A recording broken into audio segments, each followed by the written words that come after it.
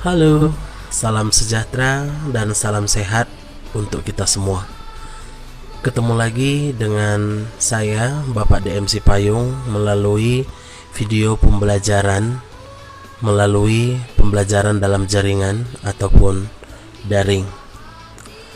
Jadi, pada video kali ini Bapak akan menyampaikan materi pembelajaran supaya kita tidak ketinggalan diakibatkan oleh situasi yang sedang melanda bumi kita.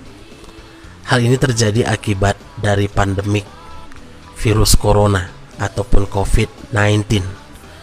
Jadi pada video kali ini Bapak akan menyampaikan materi mengenai pengolahan data. Pengolahan data yang akan kita bahas pada pembelajaran kali ini yaitu pengolahan data terhadap data tunggal. Kita sudah sering mendengar kata data. Bahkan kita juga sebenarnya secara tidak langsung ataupun secara langsung sudah sering berhadapan dengan yang namanya data. Jadi, data yang akan kita bahas pada pembelajaran kali ini adalah kumpulan sebuah informasi ataupun fakta mentah dalam bentuk angka yang diperoleh dengan mencari sumber tertentu. Jadi contoh-contoh data yang sering diolah bisa berupa nilai ataupun nilai rapor, tinggi badan, berat badan, dan masih banyak lagi data yang masih bisa diolah.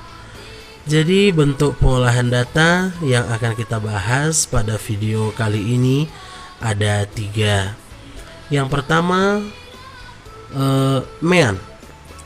MEAN adalah rata-rata ataupun nilai rata-rata hitung. Yang kedua, median. Median itu adalah nilai tengah. Dan yang ketiga adalah modus. Modus adalah nilai yang paling sering muncul ataupun nilai yang paling banyak yang ada pada suatu data. Jadi, sebagai contoh data yang akan kita bahas untuk pemahaman materi mengenai pengolahan data, misalkan kita ambil dulu contoh data terhadap nilai matematika 10 anak di kelas 6B. Nilainya adalah sebagai berikut: 8, 9, 6, 9, 7, 8, 9, 9, 8, dan 7. Jadi dari data nilai matematika 10 anak itu tadi, itulah yang akan menjadi data mentah kita untuk dilakukan pengolahan suatu data. Jadi dari data itu tadi, yang menjadi tugas kita terhadap pengolahan data ini tadi adalah untuk menentukan MEAN ataupun nilai rata-rata hitung, kemudian median ataupun nilai tengah, kemudian modus ataupun nilai yang paling sering muncul ataupun nilai yang paling banyak yang ada pada suatu data itu tadi.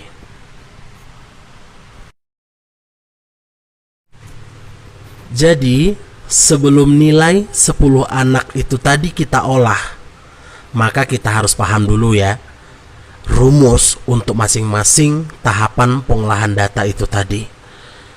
Yang pertama adalah MEAN. MEAN adalah nilai rata-rata hitung. Bagaimana cara kita untuk mengetahui nilai rata-rata hitung terhadap suatu data? Jadi, secara matematikanya, MEAN itu adalah jumlah dari seluruh data per banyaknya data, ataupun jumlah dari seluruh data dibagi banyaknya data. Jadi tadi contoh kita ada 10 data. Berarti banyak data yang mau kita olah di situ ada 10.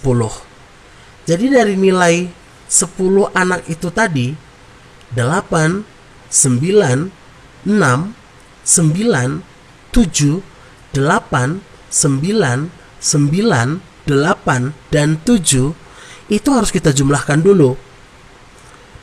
Dijumlahkan seluruh datanya. Jika seluruh data itu sudah dijumlahkan, maka hasil penjumlahan dari seluruh data itu tadi akan dibagi dengan banyaknya data. Jadi untuk lebih paham mengenai pengolahan data terhadap MEAN itu tadi, maka kita melakukan penjumlahan seluruh data.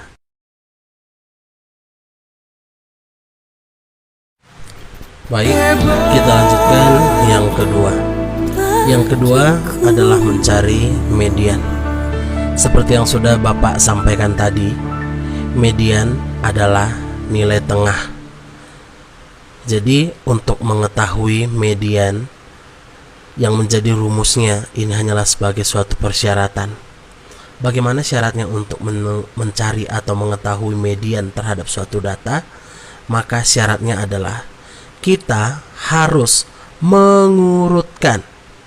Kita harus mengurutkan data. Kita mengurutkan data itu mulai dari data yang terkecil ke data yang terbesar. Jadi setelah data itu kita urutkan, maka supaya kita dengan mudah untuk mengetahui mediannya ataupun nilai tengahnya, kita bisa menggunakan metode sistem coret. Coret kiri, coret kanan, coret kiri, coret kanan, coret kiri, coret kanan, sampai kita menemukan satu angka yang berada di tengah hasil pencoretan dari kiri dan kanan itu tadi. Nah, bagaimana jika banyak data yang mau kita olah untuk mencari mediannya itu adalah data genap? Otomatis ketika jumlah data itu adalah data genap, maka akan ditemukan 2 angka sebagai nilai tengahnya. Tetapi bukan itu yang menjadi nilai tengahnya. Kedua angka yang ada di tengah itu tadi harus kita jumlahkan dulu. Setelah dijumlahkan, kemudian dibagi 2. Nah, hasil pembagian itu tadilah yang menjadi median ataupun nilai tengah terhadap suatu data, jika datanya data genap.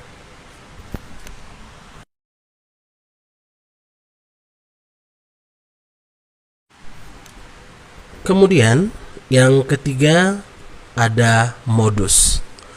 Jadi modus ini adalah nilai yang paling sering muncul atau nilai yang paling banyak dalam suatu data. Jadi untuk mengetahui modus ini perlu kita